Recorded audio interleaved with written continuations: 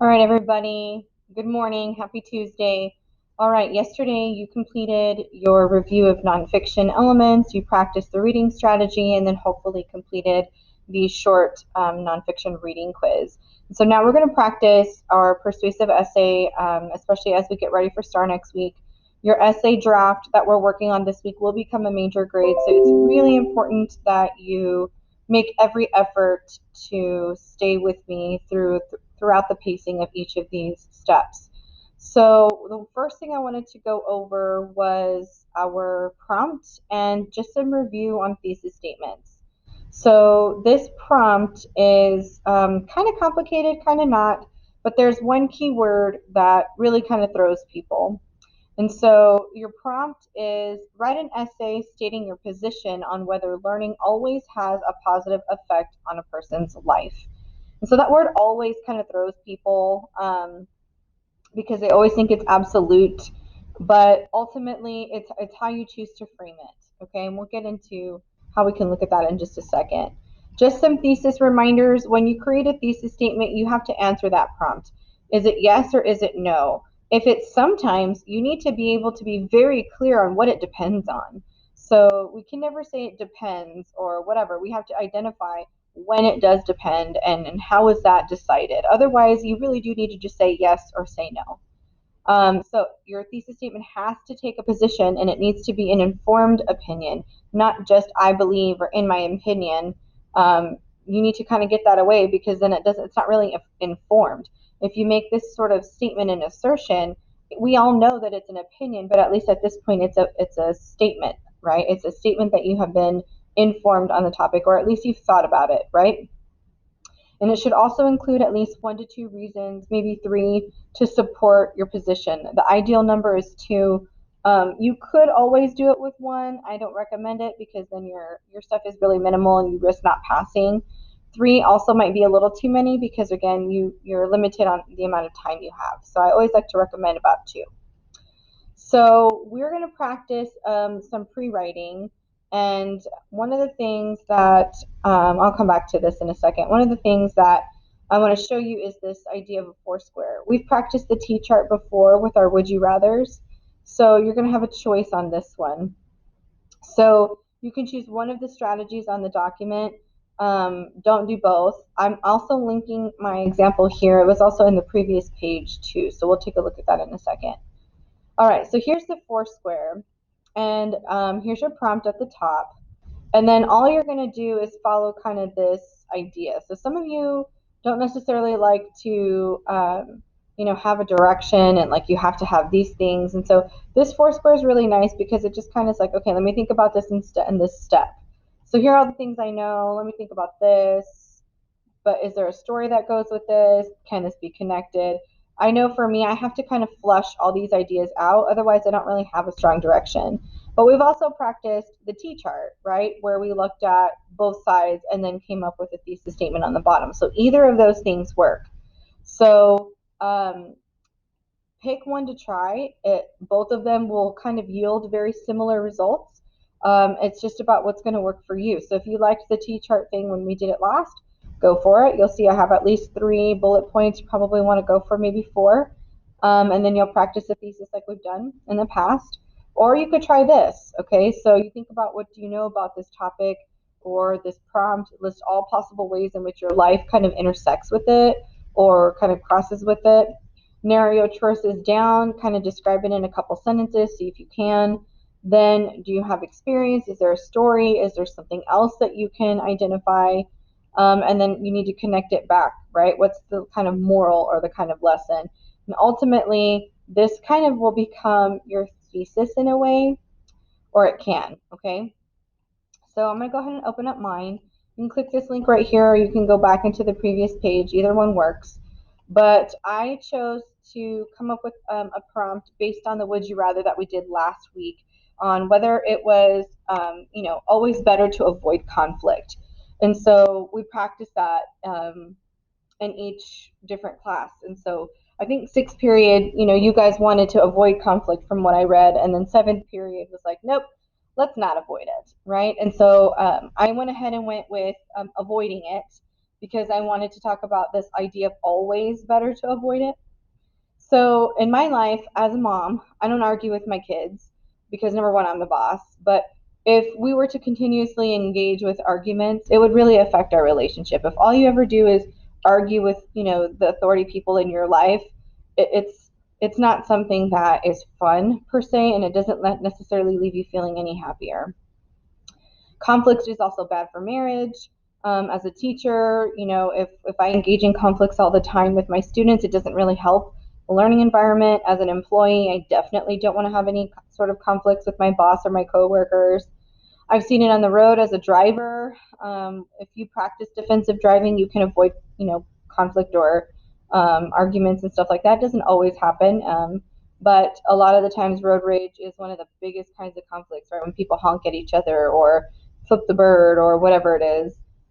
Social media, we see people engaging in conflicts all the time. It's uncomfortable. People don't really take it seriously. It doesn't get anything done. And then obviously within like physical conflicts, right? Could be dangerous, could be fatal. So those are all the things I've seen. And then, I've been a driver on the road. I've been a participant in social media where I can see these things. And I've also, seen physical conflicts in the hallways or at, different places that I've been shopping with my family or whatever. So I want to talk about road rage because I think that's a pretty interesting conflict that I think everybody's pretty much aware of. And it seems to be getting worse, especially because people didn't drive for a really long time and now they're driving again and people like forgot, I guess. So I chose that one. And in the first box, I said road rage is a type of conflict that should always be avoided because it's dangerous and it's unsafe. That's a kind of conflict that should always be avoided. So if that's going to be my position, that would be a good one to pick, right? Between heavy operating machinery or operating heavy machinery and the uncertainty of a person's mental state, avoiding any sort of conflict is best for the sake of yourself and for others.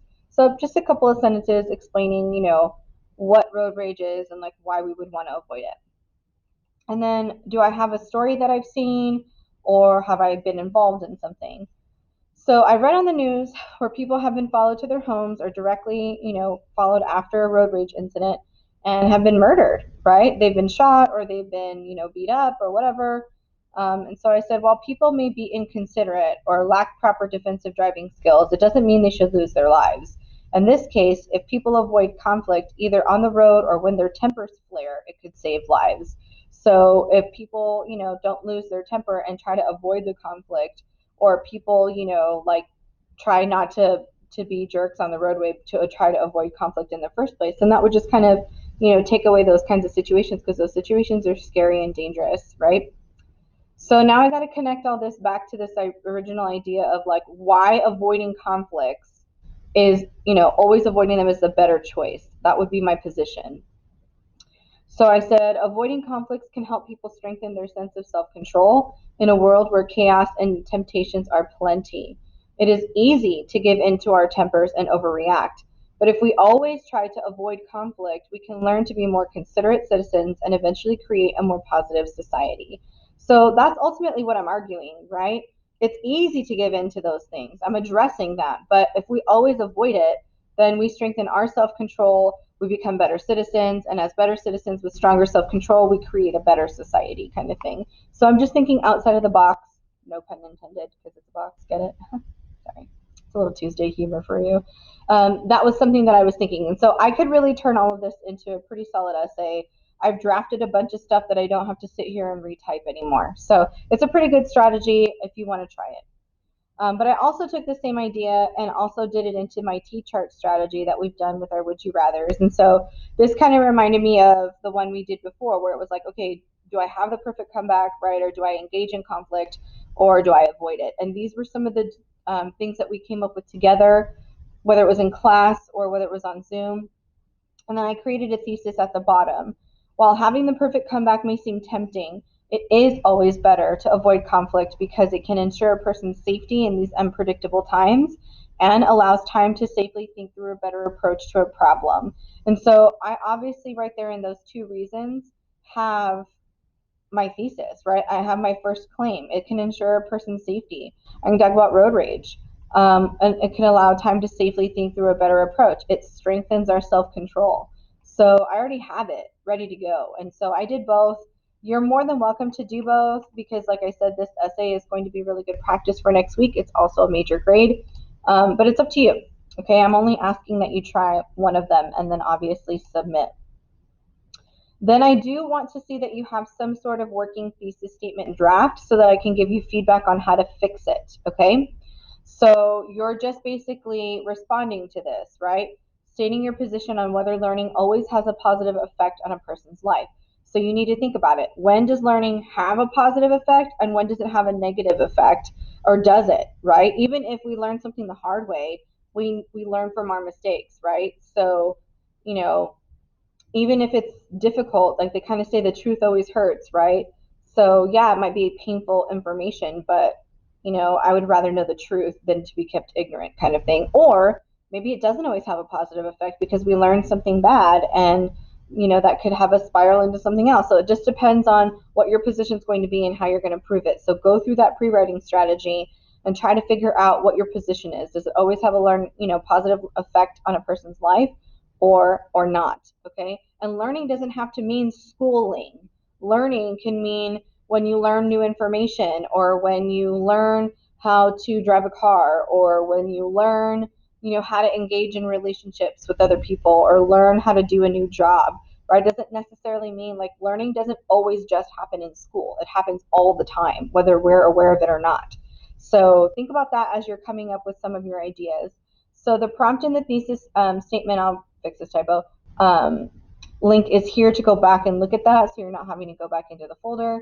But remember, this thesis draft earns your attendance credit for today, and it's also a grade because I want to be able to give you 100 after you make the changes that you and I discuss in this assignment. So be aware of the comments that I'll put.